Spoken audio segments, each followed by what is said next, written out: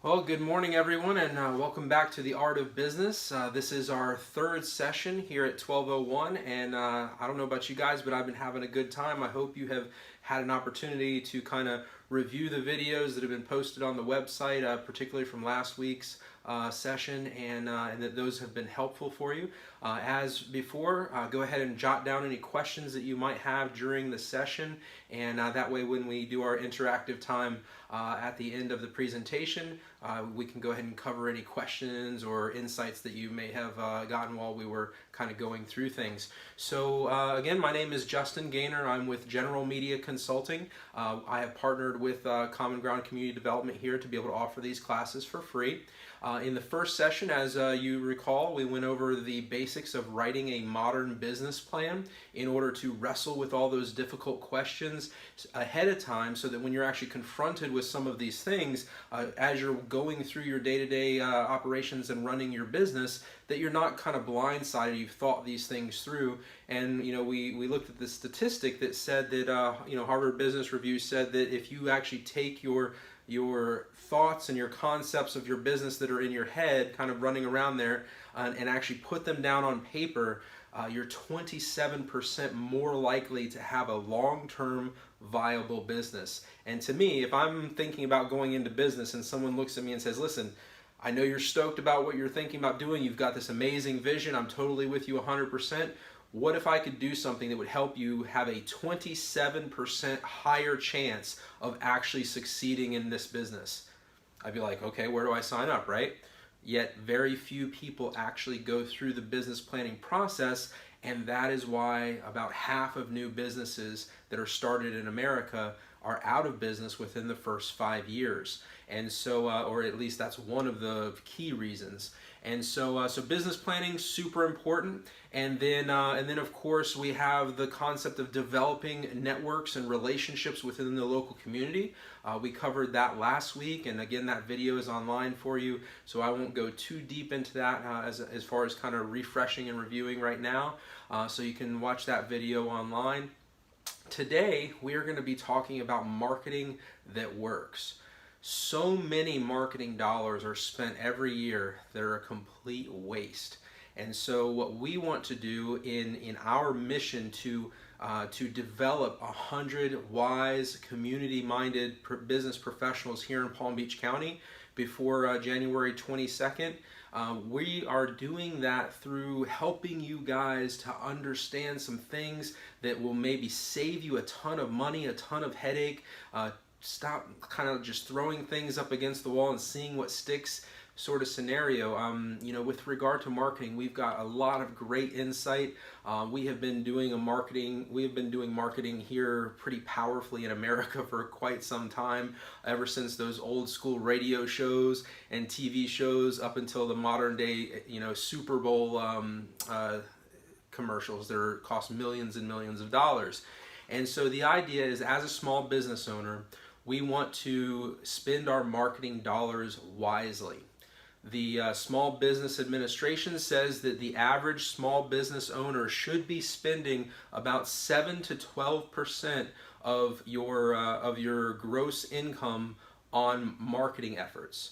When we think about, I was recently reading a book, of course I've mentioned this before, the book by Donald Miller, which is Business Made Simple, and then its kind of predecessor, Marketing Made Simple. He kind of explains business as an airplane.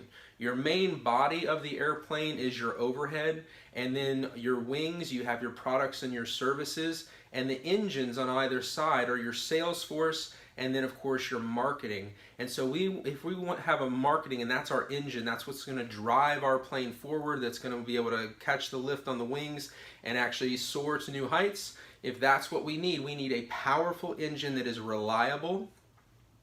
Same thing with our sales force. A powerful engine that is reliable and can get us to where we are going without question, whether or not we're going to, whether it's not going to fail in mid-flight on us.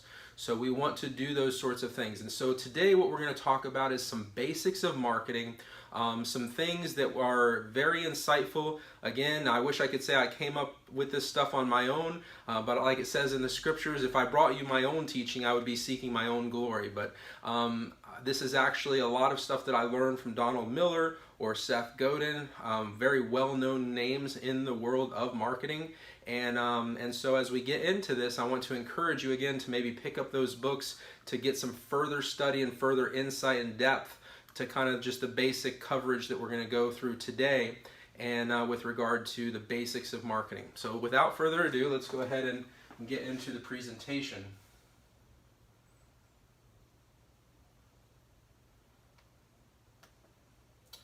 All right, so the first thing that we want to do is we want to clarify our message, because the reality is as you know, because marketing is such a huge industry in America, you have people being just inundated with messages, thousands of messages a day to buy this or buy that, and to get involved in this, and to spend your time and resources in this.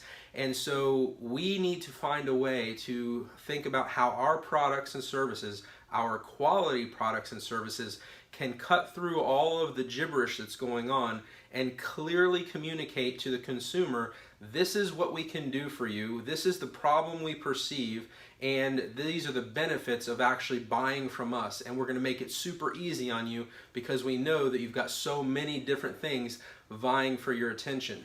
The clearer your message is, the better. People feel like you're honest when you're honest.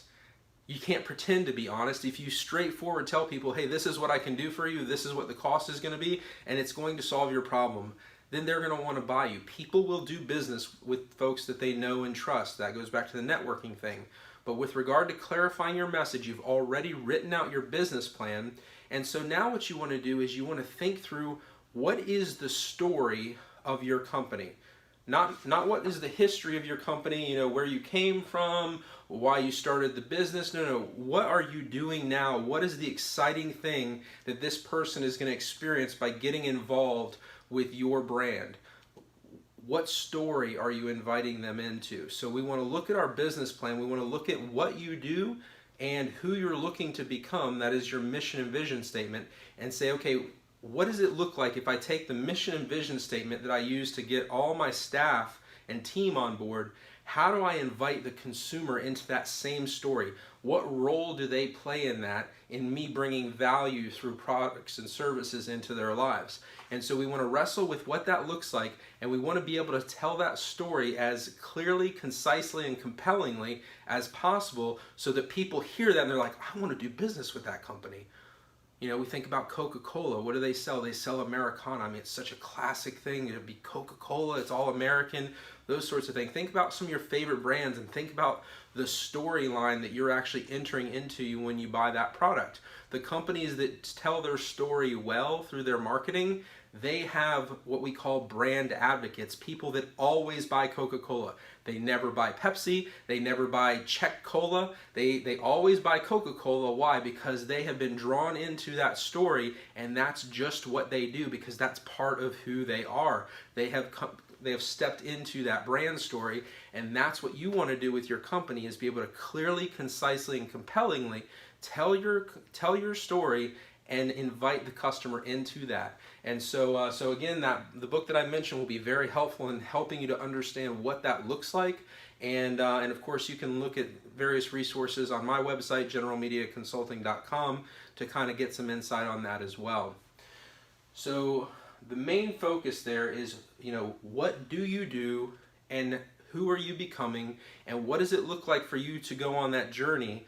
And when you invite the consumer into that, what part are they playing in that for you? Are they going to be the hero and you're going to be the guide? That's typically the best case scenario. You want the customer essentially to be your Luke Skywalker, and you want to be Yoda. You want to be the expert in your product and service to be able to help them to improve their life, to be able to accomplish what they are trying to do. And so that's super, super important. So we want to clarify your message. The next thing you want to do is to refine that message. Pretty much any movie that you go see, there's typically a one-liner that goes with it. Something that is memorable. And so, like for me at General Media Consulting, people say, what do you do? Well, I build strong, fruitful businesses. That's my whole story in a one-liner. at the Lake Worth Business Networking Group that we've been attending for years and years and years here at Common Grounds Brew and Roastery at the coffee shop. We work continuously on developing the ability to tell our story in a compelling way within 2 minutes, and then offer a call to action at the end. Okay, this is my story. This is how you can actually get involved and why you would want to.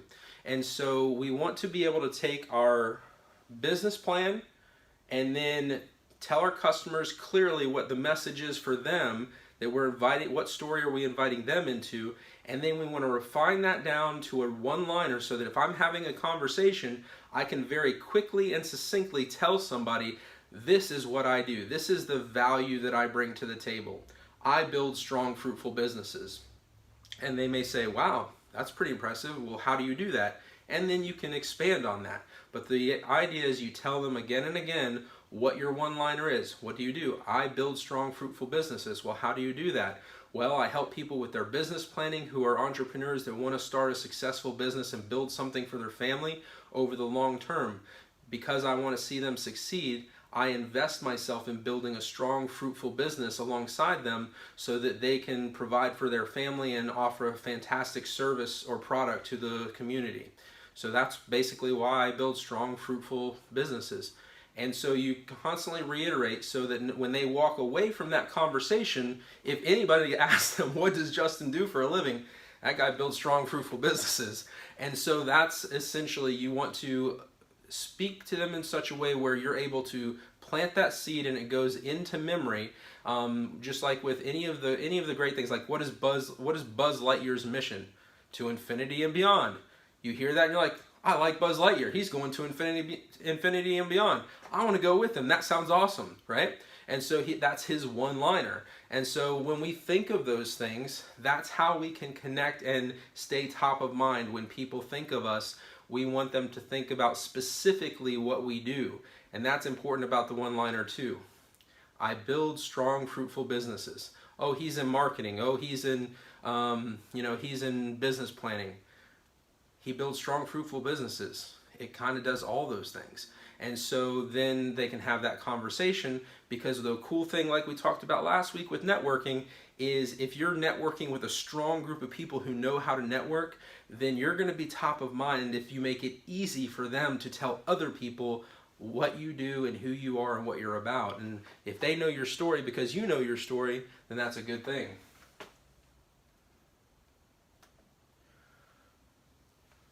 So the next thing we want to be able to do is, now that we have thought through what our story is, we've written our one-liner so that we can clearly communicate our story to the people that we interact with, is we want to take that story to the world.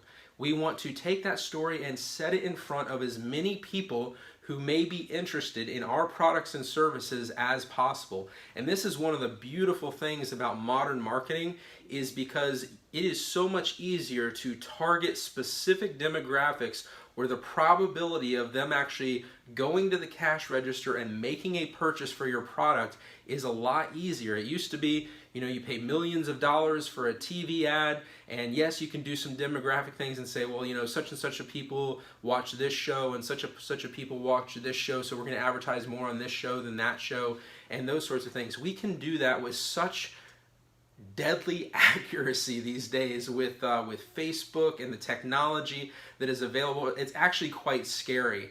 As many of you know, like sometimes you just mention something to your friend while you're driving in your car and all of a sudden you're getting ads for it all over your phone. How does that even happen, right? And so the whole thing is that with deadly accuracy these days, we can set our products and services in front of the people who would benefit from those the most and who are most likely to make an actual purchase. And so when we take our story to the world, the best place for you to start with that is to create a very simple landing page, again, keeping the 3 C's in mind: clear, concise, and compelling.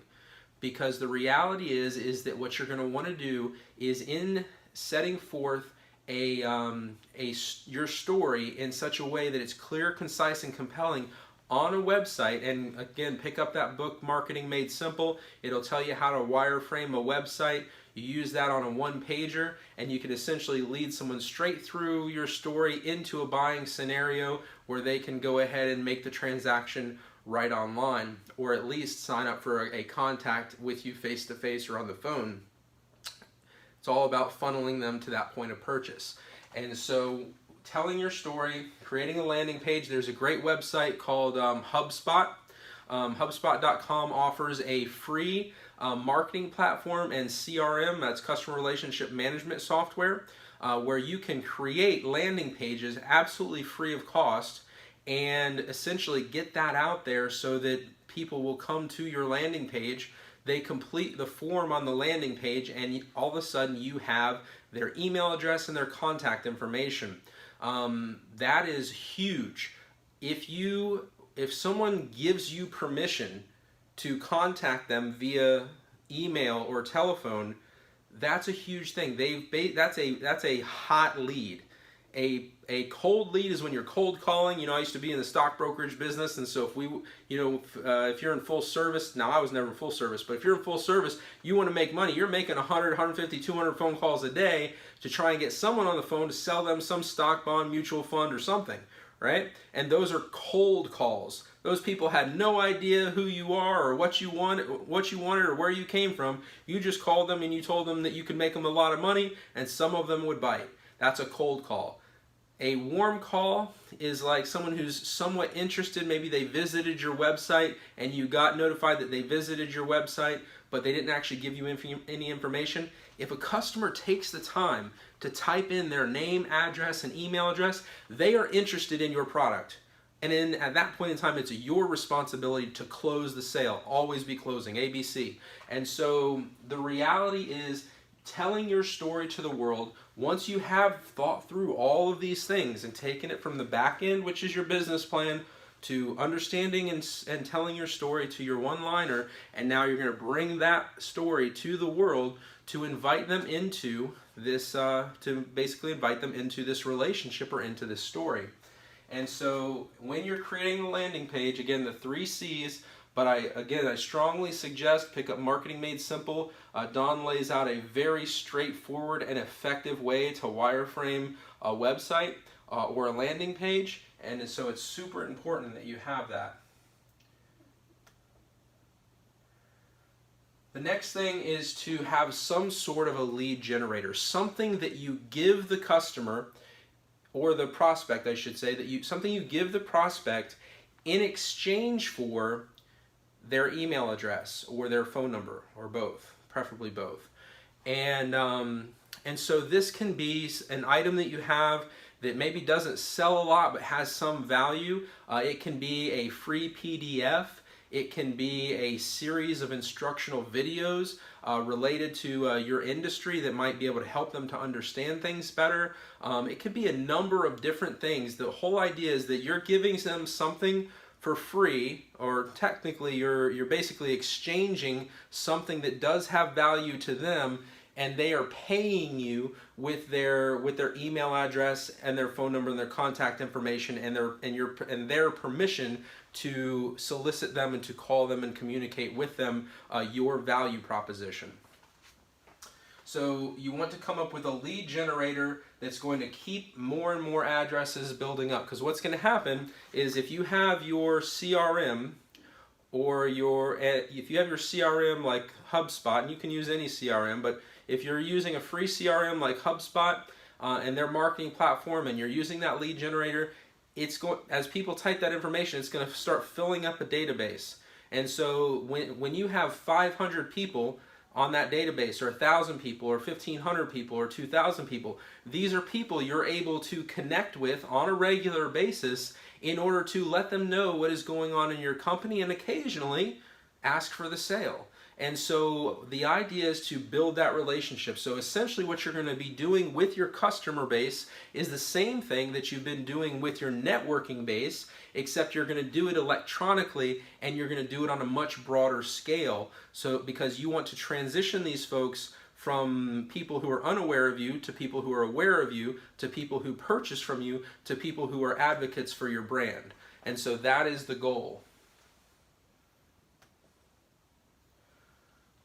All right, so the next thing is top of mind, and this really dives into the concept that we just talked about with regard to all these email addresses that you're collecting.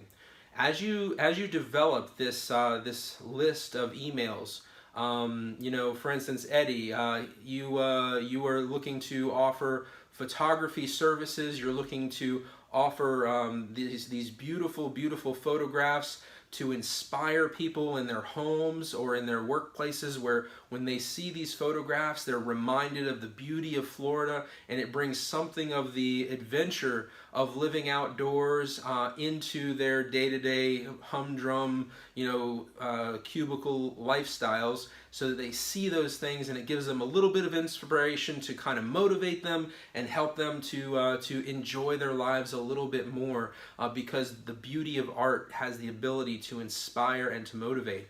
And so that's what you're doing. That's sort of what your story looks like. And so now you've got people that maybe you're sending some digital copies of some of the photos that you've taken recently, and you're connecting with them once a week and say, oh, I went on an adventure over here and I took some photographs of this, and here's a couple of the shots that I took. And they're receiving an email and an update of what's going on with your business and where you've been and what you've been doing.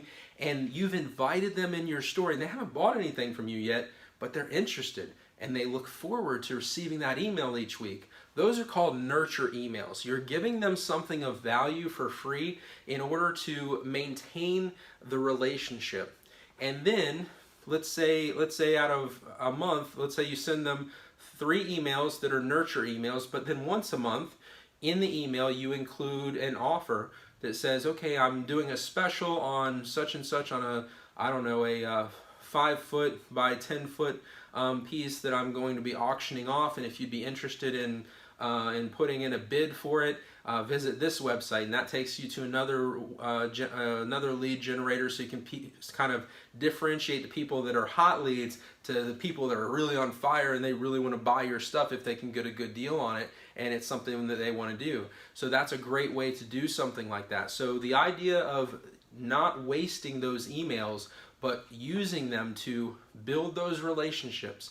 Remember, we talked about sow first, reap later. If you're continually sowing positive things into people's lives, things that add value to their day-to-day life. If I get an email with some amazing photographs once a week that are all fresh and new, and they're things that you're doing, and I've already kind of really grabbed onto your story, and I'm intrigued by what's happening in your life, and I like to read those things. And each week, I set aside my work for 5 minutes, grab me a cup of coffee, and take a look at these photographs and kind of check those out. And maybe that leads me to go check out your website where you have your portfolio and stuff.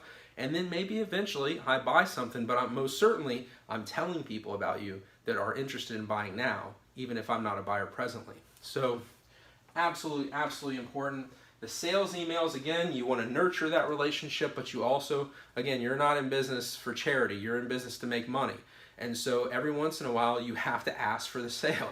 And so we can do that through offering special things that really connect with people. If we've got a really nice piece that's available, and maybe you do auction off a piece that's for charity at some point in time, and say, if we're doing bids on this, and whatever it sells for, half the proceeds are going to go to such and such a charity. And so you can do that as a way to get people involved, to again kind of reiterate this whole idea of being wise and community minded, because people love that. That's one of the things I love about this age that we live in. People are really getting more and more into being involved in community, and that's an amazing thing. So now, with all that being said, let's go ahead and get into some interactive time. I just want to reiterate those books that I mentioned by Don Miller are going to be Business Made Simple, Marketing Made Simple, and again, Seth Godin's book, This is Marketing. Pick those up. Those are absolute must-reads for learning how to market and build your business effectively without blowing a bunch of money on useless things, and also doing it in such a way where you're making a difference in the lives of your customers, of your employees, and of your vendors that is a positive difference. If you do these things, you will be successful at the art of business. So thank you again, and let's go ahead and get into our interactive time.